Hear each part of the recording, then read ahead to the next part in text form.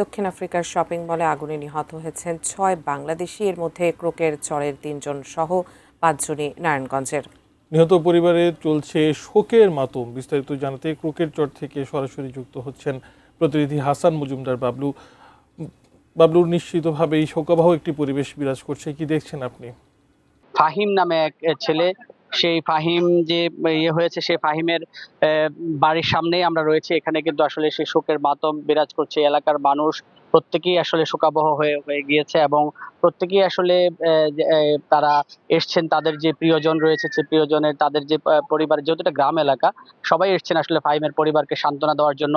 একটি বিষয় বলতে চাই, সেটি হচ্ছে যে এই এলাকাটি কিন্তু দক্ষিণ আফ্রিকার মানুষজন এইখান থেকেই দক্ষিণ আফ্রিকার প্রচুর মানুষজন এলাকার থেকে গিয়েছে এবং এখানকার যে ভোগনগর আলিটেক ইউনিয়ন পরিষদের যিনি ৪ নম্বর ওয়ার্ডের মেম্বার রয়েছে রওশন, তার ভাইয়ের ফ্যাক্টরিতেই আসলে গতকাল সাউথ আফ্রিকায় যে ৭ জন একই রুমে ছিলেন এবং সেখান থেকে একজনই আসলে ভাগ্যক্রমে বেঁচে গিয়েছেন। বাকি ৬ জনই কিন্তু আগুনে দগ্ধ হয়ে একেবারেই মৃত্যুবরণ করেছেন এবং সেই তাদের যে পরিস্থিতি আপনি দেখতে পাচ্ছেন যে ফাহিমের বাবা, তিনি কিন্তু আসলে বারবারই মূর্ছা যাচ্ছেন এবং বাড়ির সামনে বসে সে নির্বাক হয়ে আছেন। আসলে কি করবেন, কি বলবেন, কিছুই আসলে ভেবে পাচ্ছেন না। তার ছেলেটি একেবারেই ২৫ বছরের যুবক। সে গত ১২ বছর ধরে আসলে জীবিকার তাগিদে গিয়েছিলেন সেই এলাকায়।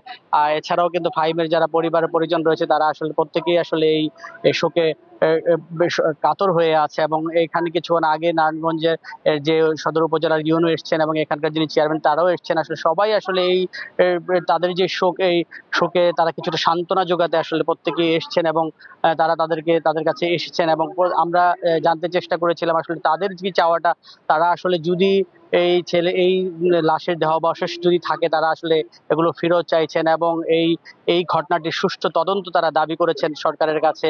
তারা যেন অন্ততপক্ষে এই সুষ্ঠু তদন্ত পূর্বক এই ব্যবস্থা গ্রহণ করা হয় এবং যেন এই যে ৬টি প্রাণ গিয়েছে, নারায়ণগঞ্জের ৫টি প্রাণ গিয়েছে, তাদের যেন সুষ্ঠু তদন্তের মাধ্যমে তাদের যেন একটা ব্যবস্থা নিয়ে যায় এবং এই যে তাদের যে পরিবারের কর্মক্ষম যারা হয়ে মারা গিয়েছেন, অনেকের একেবারে পরিবারের প্রথম, হ্যাঁ, যাদেরকে স্বপ্ন দেখেছিলেন, তাদের ব্যাপারে যেন যেন সরকার যেন ব্যবস্থা নেয় এবং তাদের পরিবারের যেন উপার্জনক্ষম যারা, তাদের জন্য যেন ব্যবস্থা গ্রহণ করে, সেটি কিন্তু তারা চাইছেন।